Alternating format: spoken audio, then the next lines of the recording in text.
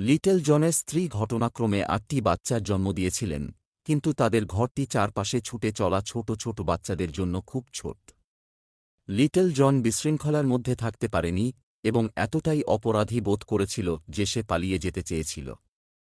দৈবক্রমে তিনি একটি চলন্ত ট্রেনে ঝাঁপ দেন, তাই লিটল জন এই ট্রেনে তার স্ত্রী এবং সন্তানদের বসতি স্থাপন করার সিদ্ধান্ত নেন।